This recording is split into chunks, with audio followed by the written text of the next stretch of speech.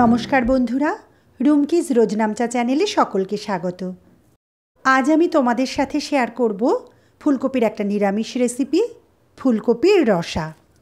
রেসিপিটা তৈরি করার জন্য আমি নিয়েছি একটা ফুলকপি। খুব বড় সাইজ নয়, একটা মিডিয়াম সাইজের ফুলকপি এখানে নিয়েছি। এবার ফুলকপিটা একটু বড় বড় করে কেটে নেব। ফুলকপির যে ডাঁটগুলো রয়েছে সেই ডাঁটগুলো কিন্তু আমি রেখেই ফুলকপিটা কেটে নিচ্ছি। যে কোনো উৎসবে সাধারণভাবে আমরা আমিষ খাবারই খেয়ে থাকি, কিন্তু এই ফুলকপির রসা যদি তৈরি করা হয় তাহলে তা কিন্তু অন্য সব খাবারকে হার মানিয়ে দেবে। পুরো ফুলকপিটা এভাবে আমি কেটে নিলাম। ফুলকপিটা কাটা হয়ে গেলে একটা বোলের মধ্যে আমি ফুলকপিগুলি ট্রান্সফার করে নিচ্ছি। এরপর আমি খানিকটা জল গরম করে নিয়েছিলাম, তো সেই গরম জল আমি এই বোলের মধ্যে ঢেলে দিচ্ছি। এই সময় দিয়ে দেব 1 চামচ পরিমাণ লবণ। এর ফলে কি হবে, ফুলকপির মধ্যে যদি কোনো পোকা থাকে তাহলে সেটাও বেরিয়ে আসবে। ফুলকপির গায়ে দেখবেন একটা হালকা গন্ধ থাকে, তো সেই গন্ধটাও চলে যাবে এবং ফুলকপিটা একটু নরম হয়ে যাবে। যাই হোক, এবার আমি ঢাকা দিয়ে দিচ্ছি এবং 15 থেকে 20 মিনিট এইভাবেই ঢাকা দিয়ে আমি রেখে দিচ্ছি। 20 মিনিট পর একটা স্ট্রেনারের সাহায্যে জল থেকে ফুলকপিগুলি আমি তুলে নিচ্ছি। একটা ডিশের মধ্যে ফুলকপিগুলি আমি তুলে নিলাম।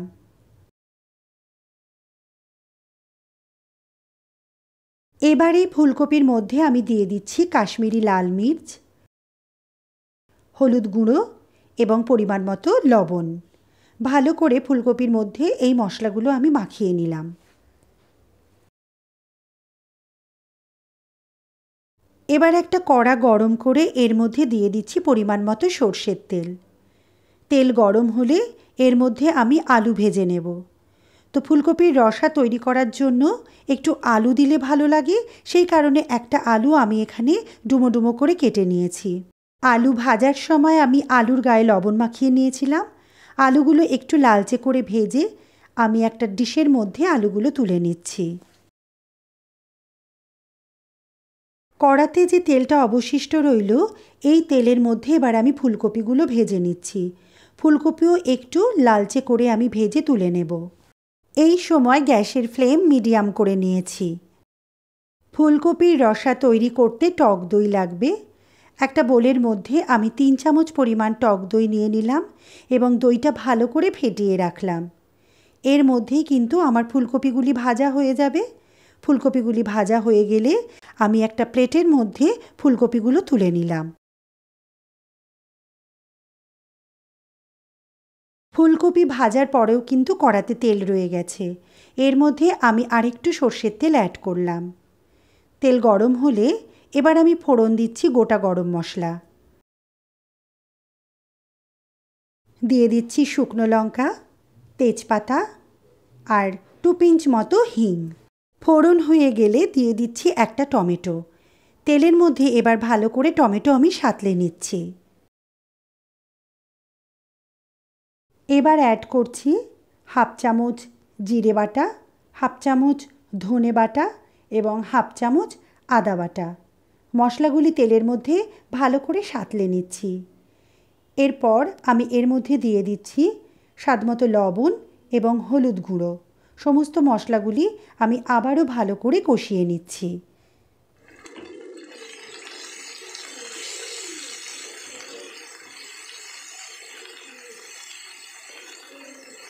মশলাগুলি ভালো করে কষানো হলে কিন্তু মশলা থেকে তেল রিলিজ করবে।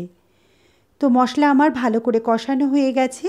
এবার আমি এর মধ্যে দিয়ে দিচ্ছি ভেজে রাখা ফুলকপি এবং আলু। এবার ফুলকপি ও আলু দিয়ে মশলাগুলি আমি একসঙ্গে সমস্ত কিছু ভালো করে আবারও আমি কষিয়ে নেব। এই সময় গ্যাসের ফ্লেমটা আমি একটু লো রেখেছি। এবার আমি ঢাকা দিয়ে দেব এবং 8 থেকে 10 মিনিট লো ফ্লেমে আমি কুক করে নেব। যদিও মাঝখানে কিন্তু একবার আমি চেক করে নেব। এভাবে লো ফ্লেমে যদি ধীরে ধীরে কষিয়ে নেওয়া যায় তাহলে টেস্ট কিন্তু অনেক বেশি ভালো হয়।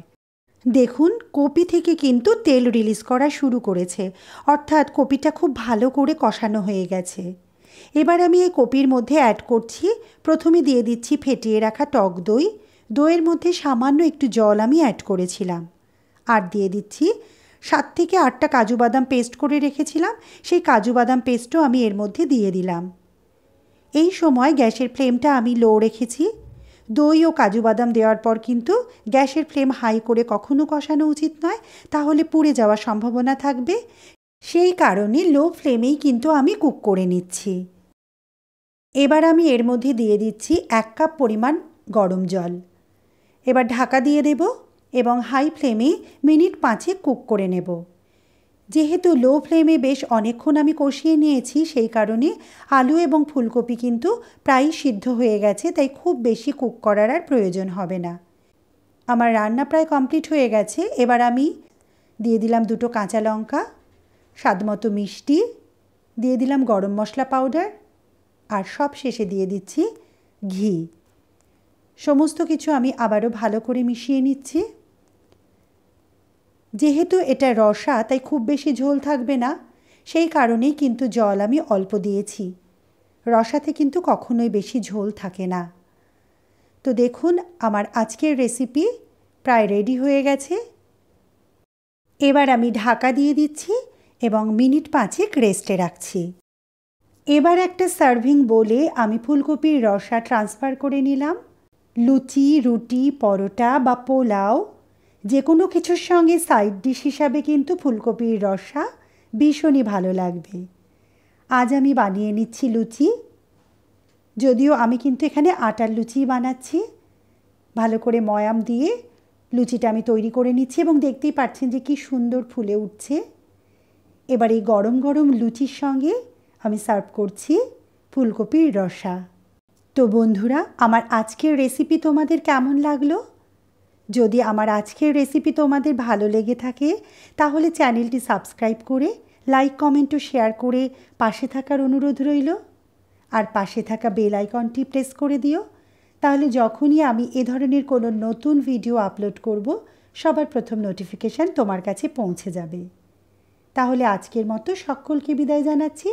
সবাই ভালো থেকো। টাটা।